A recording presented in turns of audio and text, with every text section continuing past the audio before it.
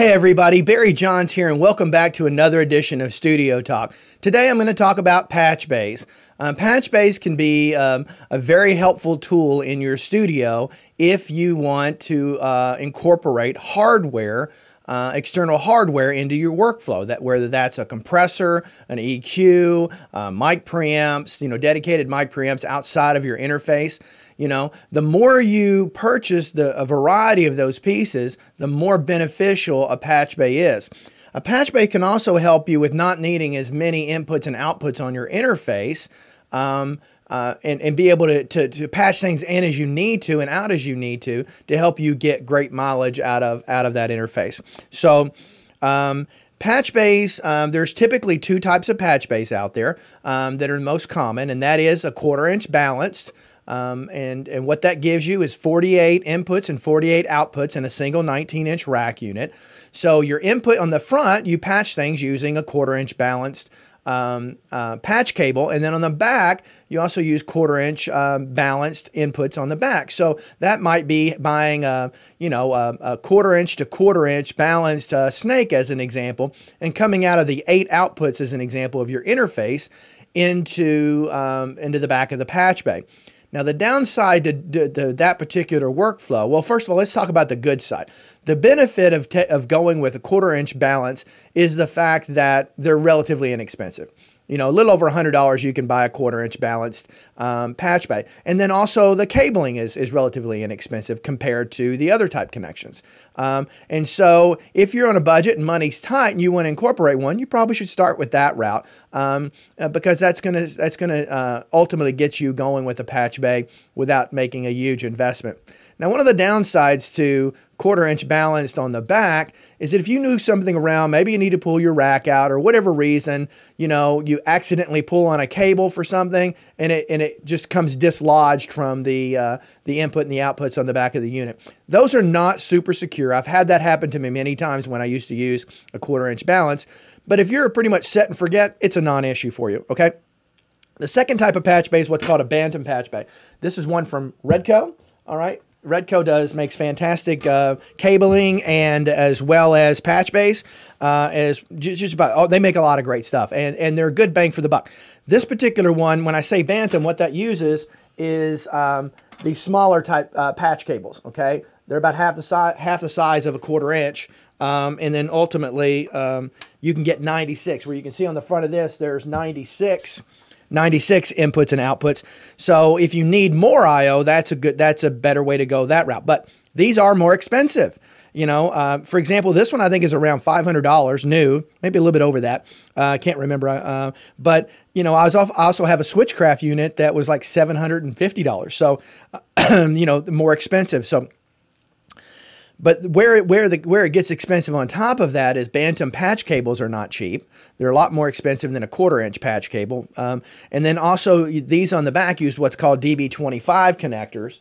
Okay, and that's where you pass through each one of these connectors. You're passing 8 channels of audio.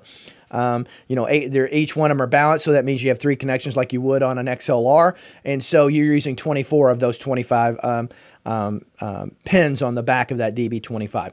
Now, your more expensive interfaces are probably likely to have Db25 connections on the back of them. API has recently started to make Db25 connections on their Lunchbox series.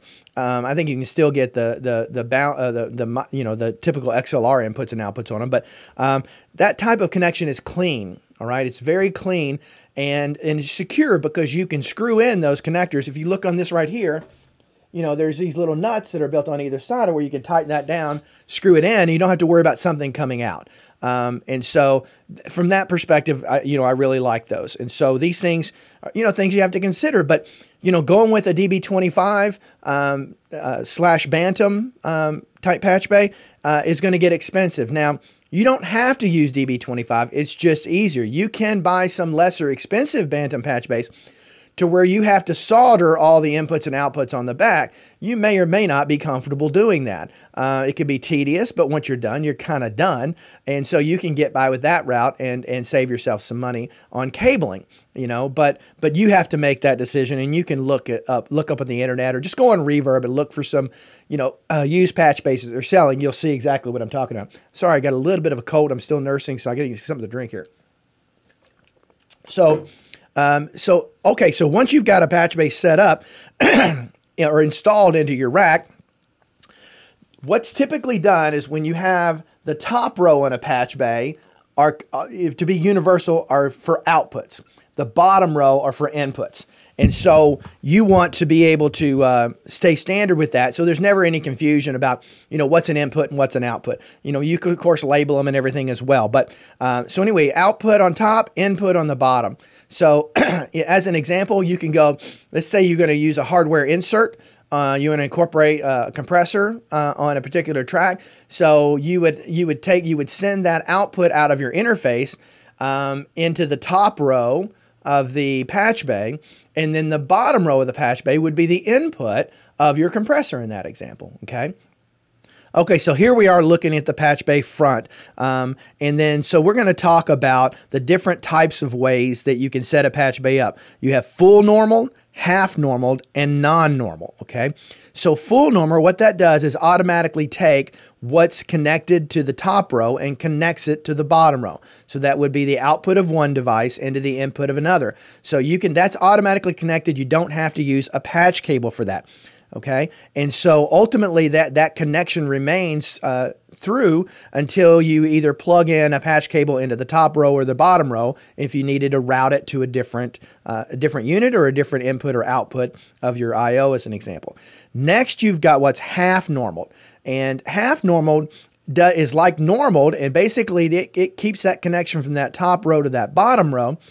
But then if you plug in a cable into the top row, which would be the output example of your interface, then you can do what's called multing that and sending that to another input. And so what that's going to do is it's like using a Y cable. It's going to have that output of the one device plugged into the input of what's below it. And then if you plug a patch cable into that top unit and you go into the input of another channel, it's going to break that out and send the same signal to both of those, again, like a Y cable. So non-normal means that there's no direct connection between the top row and the bottom row. Okay, so there are times that may be beneficial. Most common is normal, but ultimately, if you don't want that directly connected, then you'd want to go non-normal. So those are some basic fundamental things. Now, right here we're looking at this Redco unit from the top angle, and you're seeing where you've got these little dip switches down here, and then you can see this row right here where it talks about the normaling, whether it's non-normal, half normal, or full normal, and you just move those sliders over and you set that. My Switchcraft, as an example, has you can do that from the front of the interface, just turning a small dial with a small flathead screwdriver. So once you wrap your head around that and you think about that through, then it's pretty easy. It's pretty easy to learn how to operate these things. It's beneficial if you don't have to patch things more than you need to. That's some of the advantages of going normal. One, you don't have to invest in as many patch cables, and then ultimately it's just a cleaner look. So your whole thing's not cluttered at the end of the day. But when you want to break those up and break that signal chain up or mult it out as an example, then you simply just patch that in and run it to the next. As an example, you may want to go out. Maybe you've got your insert, hardware insert is, let's say, channel 1 on your interface, right? So you're coming out of channel 1 on your interface, going to the top row of the Patchbay. On the bottom row of the Patchbay, let's say you've got a hardware compressor, okay? Now say on channel 2, you've got the output of channel 2, and then ultimately you going into, so output of your interface on channel 2, which is a top row, and then the bottom row on channel 2, let's say that's the input of an EQ. So ultimately, you can, if you want to run that compressor, you want to come out of output number 1, run it into, have it automatically go into the input of the compressor, that would be non-normal, okay? Or normal, I'm sorry. And then ultimately, say you want to go out of that compressor and then into the input of an EQ, hardware EQ, then you just patch that in. And so that's a handy way of doing it, because you may want to incorporate multiple pieces of hardware on one particular insert, and that's where a Patchbay comes into play. So hopefully this answers some basic fundamental questions of Patchbays. If you have any questions, or certainly if you have any comments, put those below. You know, as always, I really appreciate your support. So if you could take a moment to like and subscribe and hit that notification bell, that helps me out, helps more people see these videos. And so ultimately, hopefully I can help more people out. So hope you've enjoyed this discussion today. Put some comments down below. Let's just keep it civil if we can. You guys are doing a great job of that so far. And at the end of the day, you know what you all should do? Well, you should have a great day.